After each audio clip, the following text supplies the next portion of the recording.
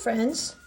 Today I'm playing with, and I'm seeing I just put my paper a little bit crooked. That's okay. Some wet on wet. So that's why I am taping down my paper so that it doesn't warp too much while I'm painting on it. You can also paint on a block, which is where all the paper is glued down around the edges, and then when you're done you just lift it back out. But I just went ahead and put this little tape around it, and it should be fine. Okay, so today I thought I would play with, I got this goofy little bottle off of, I don't know, somewhere I saw it, Instagram or a blog or something, and I thought, oh, that's interesting. It looks like just a regular spray bottle, which I have tons of from the dollar store. But this one, they really talked it up. Holbein Artist Watercolor Spray Bottle. Long story short, I paid $3.50 for it. It pretty much is a little small water bottle. So I'm going to use it today. It's just filled with water. I think they showed it filled with paint, but that doesn't matter. Okay, so what I'm going to do first is, as I said, I'm working on 140 pound cold pressed paper. I'm going to use for right now my Princeton Neptune number 8. I actually, you know what? I think I'll use my Velvet Touch. It's got the bristles on the Velvet Touch, I feel, are a little bit stiffer, and I like a stiff bristled brush. So I'm going to go ahead and use this one, and I'm going to be using Violet Purple from Winsor Newton. And I was actually kind of thinking I might play a little bit with making my own purple. So let's just get into our French ultramarine blue. We'll put it here. Now I've got a little bit of turquoise, I think, in there, but that's okay. There we go. And I'm going to mix in with that, let's see, a little bit of alizarin, which when in college, they taught us that alizarin was the red to use when mixing colors versus what I use now, which is more of a cad red. And I do know that cad red does have more of an orangey color in it. But it's typically the one that I use, so I'm trying to soften up my alizarin crimson here. I think ultramarine blue and this alizarin crimson, I think makes such a pretty purple. Now, I want it to be a little bit more vibrant, so I think I'm going to add some turquoise into that, just to make it pop a little bit more and add a little bit more coolness to it. Yeah, look at that. I like that. So let's see what happens when we add in our cad red. So that darkened it up quite a bit. See what happened? That really warmed it up. And now I am not going to use that color, so we will go back to this one. Because I stuck the cad red in it, which is very warmed, it made it turn into a very warm, almost muddyish, because I mixed blue and more of an orangey base, which creates a dark color. And I don't want to fool with that right now. So I'm just going to go to my Violet, Winsor Newton Violet. And this palette, by the way, is made from Miss Ceramics. You guys all ask me that a lot when you see my palette. She custom made that for me. Okay, so what I'm going to do first is I'm going to take my brush and really wet it. I want it to soak up some water. I want that barrel, the ferrule, to be full of water, okay? And then I'm going to just sprinkle my paper with water. And I like, actually the Neptune brush probably would have been really great for this because that Neptune brush is so soft, it really soaks up a lot of water. Okay, now what I'm going to do, I don't know if you can see some of those sprinkles. I've got big ones, little ones. Now I'm going to go into my purple, my violet, Quin Violet, Winsor Newton, pick up a lot of that, and I'm going to just do the same with that. So when it lands on the water that I added in here, it's really gonna spread and go everywhere that the water is. So it's giving me, this is what I love about watercolors. You know, I always just follow what the watercolors give me, because many times when you use these techniques, your watercolors will just automatically go in patterns, and you can follow the patterns that it creates, which I think is really, really fun. So I see a little water there I wanted to get in. Okay, so there we go. Now I'm going to kind of let that spread and mix, and maybe just go in and move it around a tiny bit. Something like that. But really, I'm pretty much following what the watercolors did, and I'm working very wet on wet. I'm really letting this, and I'm doing that very intentionally because I want this all to mix and merge and create these beautiful explosions. Like, look at how beautiful that is.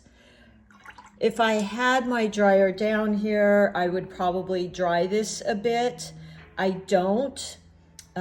So I don't want it to get too dry, but a little bit. So I'm going to go ahead and put in some of my leaves, which I'm using my sap and my olive green, always my go-to.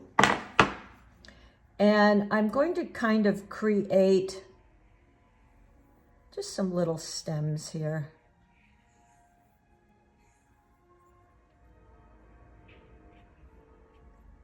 Just like that. So I'm just using the tip of my brush. And this is a place where when you hold your brush up near the front of the tip of the brush, they also call that the toe, by the way, and this is the ferrule. If you hold your brush up closer, you're going to have a lot more control. You're going to have control over your strokes. You're going to be able to be much more detailed. If you hold it back here, you're kind of going to have a lot of wiggle, which is good sometimes. So I tend to go about right here. And I'm just going to go in and maybe add some little leaves. And I'm okay with it mixing a bit. Look how pretty this is already. Oh my gosh, you guys. As I always say, wowee, the beauty of watercolor is like no other. So I'm just going to extend a couple of those. Look at that. Ooh, so pretty, you guys. Okay, I'm going to go back in while this is pretty wet. And actually, darn, don't have my tissue, but I do have this. I'd really like to have my tissue because it's a little bit lighter.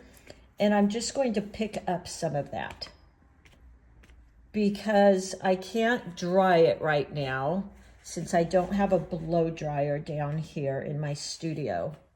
Okay, now I'm going to go in and look at that. Like, honestly, that just took me 5 minutes. You guys could do just that and call it a day, right? That is how wonderful watercolors are. You can literally stop right there. But I want to put in some more darker spots and things like that. So let me go into my purple. I'm going to grab a darker value, meaning more paint to water, so it's much darker. And I'm just going to go in, kind of dab in, look at that. And add in some detail. Now I'm holding up a little bit farther on my brush so I can get a little bit of freedom there, because here I really kind of want to play and dance, and I am following the lead of what is already here, meaning I'm kind of seeing shapes and things that the watercolors created. So that's what I'm going with, is just letting those tell me where to put the paint. I'm just following. So going in, you could even right here, go into that darker value. So I'm also using a little bit thicker right now. It's more of a milk consistency versus tea. And watch this, let's just do this. So this is another way to go in when it's wet and kind of let the paint do its thing. The other color I really want to put in here is my Quin Magenta, because as you know, I love, love, love my Quin Magenta. So let me grab a little bit of that and let's just splatter in some of that and see what that does. Ooh, yeah, look at that. I think that's really, really pretty. Now, if you are going to do this with me, I'd really actually recommend you use a better paper, because I'm getting this really wet and I don't think you can see it in this video, but it's buckling a bit because this is just a very student grade paper. So, you know, I really honestly would use a good grade paper. And then I'm going to lighten this up with some more water because I want to get a little different values. So let's put it here and then add some water to get more of a blush type color. And let's just dab in here and there. I don't want to get rid of too many of my white spaces because I'm really liking those. Just a little bit. Just dabbing in to add some extra color. Look how pretty, you guys. This is what makes watercolors so, so beautiful. The other thing I'm going to do is, I really need my tissue. I'm just going to tap in a little bit to that and create some different values. Just like that. And then let's go in and pick up, whenever I paint, whoops, I just dripped. Let's pick that up. Whenever I am painting a purple flower, a lot of times I will like to create my green using sap green and the olive green, although here I think I'm just going to go with sap green. And then what I'm going to do is I want to cool it down because I really like the cool colors. So I'm going to add a tiny bit, got too much, hold on, of blue in that. And look at how beautiful, because purple has blue in it, this is going to go really well with the purple flowers. Just like that. And let's go in and we'll just paint a few point, press, point, like that. Point, press. I'm just glazing over what I had here. Point, press. So I'm just going in and placing some leaves here and there. And I think I want a darker value, which means heavier paint versus water. So I'm going to go in and pick up quite a bit of paint and then point, press, point, like that. Just create a couple of those. Point, press, like that. Maybe even make that leaf a little bit bigger. There we go. So I really like that. I feel like I want to go in. I'm loving the lighter colors and maybe just add a tiny bit of, let's see here. Let's grab our green just with the point there, the very tip point. And just go in and add some really tiny little stems here and there. Like that. I think that's really, really pretty. So that's about it.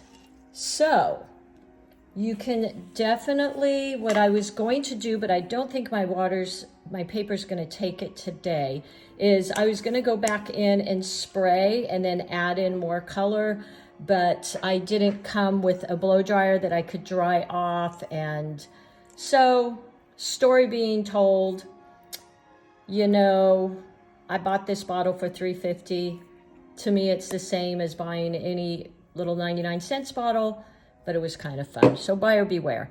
And give this a try. This is a really fun one. This is one where you can really let the watercolor do all the work. You don't even really have to do anything. Now I might eventually go in and add a few more little darker purples, but for the most part, this is done. And let's see. I don't think it's going to make a big difference to take the paint off because I didn't paint to the edges, but taking the tape off is always kind of a fun thing because it leaves a really clear line. Another little note is don't take your tape off. Don't do what I'm doing. As my dad used to say, do what I say, not what I do. Because if you pull your tape off when your paint is wet and your tape is on the wet paint, it most likely will rip. Now I'm not getting it here, but that is typically a problem. Okay, so there you go. I will list all my paints down below, and that was so much fun. Give it a try. These would be really beautiful cards or matted. And happy painting, everybody. Thanks for being here.